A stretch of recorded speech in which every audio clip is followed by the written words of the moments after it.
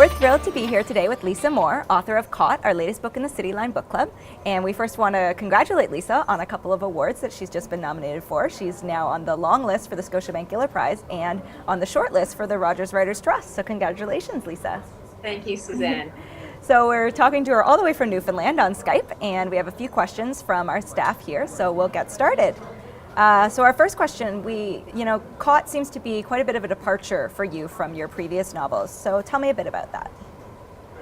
Well, it's based on 4 or 5 true stories that happened in the 70s in Newfoundland when a bunch of young Newfoundland men, and they were pretty young, around 25 years old, set out for Colombia to import the largest amount of pot that had ever been imported into Canada.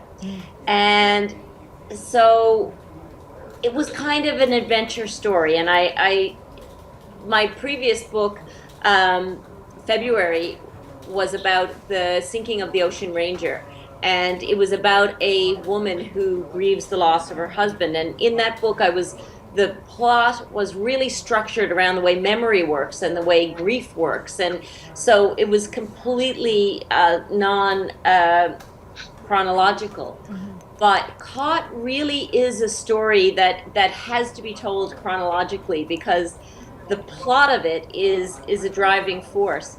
And when I went to the Centre for Newfoundland Studies to look at the archival material from the 70s about these different pot episodes, there were tons of newspaper articles, and they were laid out on pieces of paper, and I would have to turn over the pieces of paper.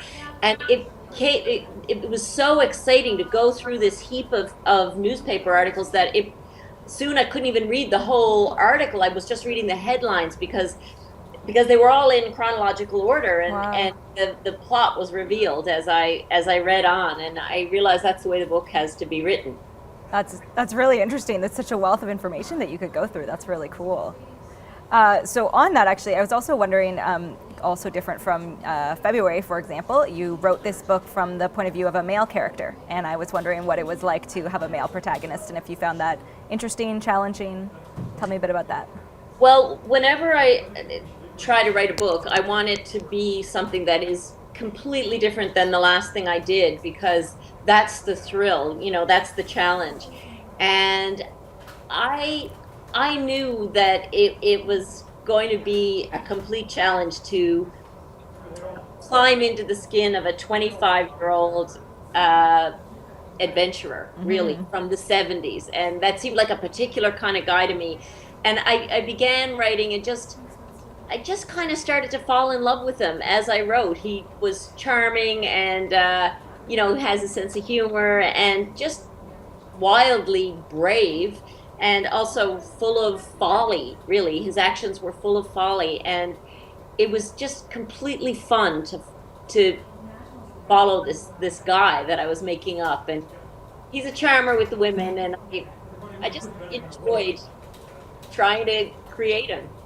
Well, I think we all enjoyed following along with Slaney too, for sure. He's, we talked a bit about in the office here also about how we were rooting for the bad guy. He's a criminal, but you can't help but fall for him. He is a charmer in his own way, for sure. And sorry, yeah? Oh, yes, he is definitely a criminal, but for me, it was pot. It's not, crack. It's not. Yes. The kind of drugs that destroy lives, really. And I think in the 70s, pot even was much weaker drug, and it was just for sure, kind of an innocent drug, yeah. I think. For sure. So he's a criminal, but he's kind of a good guy. Yeah, no, you definitely drive right on that line there with him, and we like that. And I think one of the other things we were talking about too was just how much this book moved. I mean, one of the things our host Tracy Moore specifically talked about was that she just loved how it was just constantly propelling you forward, and you were just constantly caught up in the movement of this book. So I just wondering if you could talk a bit about how you maintained that constant pace with this story. Well, a lot of the pacing had to do with my editor Melanie Little, who, and also my publisher Sarah McLaughlin, who read the drafts and were quite firm that the story had to move because it's that kind of a story. And so I had a lot of help. and there were a lot of drafts. I had to write draft after draft after draft, but there was also that kind of propulsion in the story. So it was a matter of chasing after it and keeping up and trying to keep up with it. But I'm glad that you guys experienced it that way, because that's the way I experienced it, and that's the way I wanted it to be. So I'm glad to hear that other people felt it was that way too. Thank you. Definitely. No, you're welcome.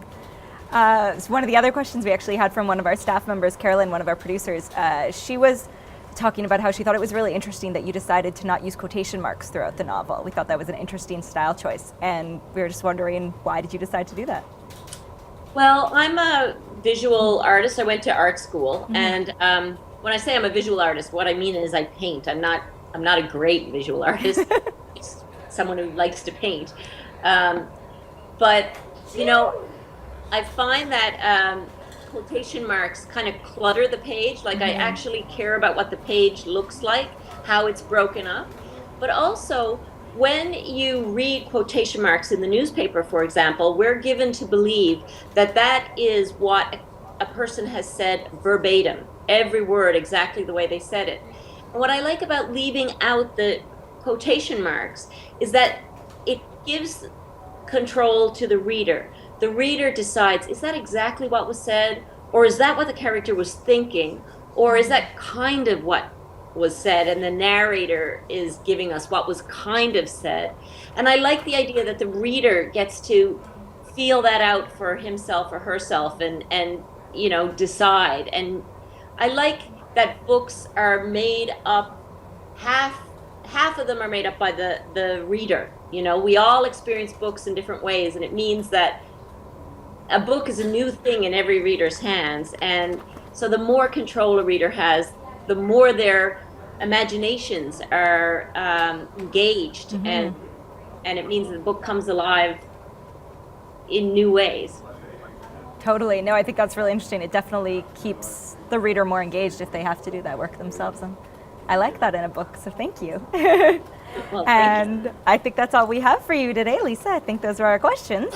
So thank you so much for chatting with us, and thank you all for watching. We hope you've been reading along with Lisa Moore's Caught, and we'll see you again soon. Thanks.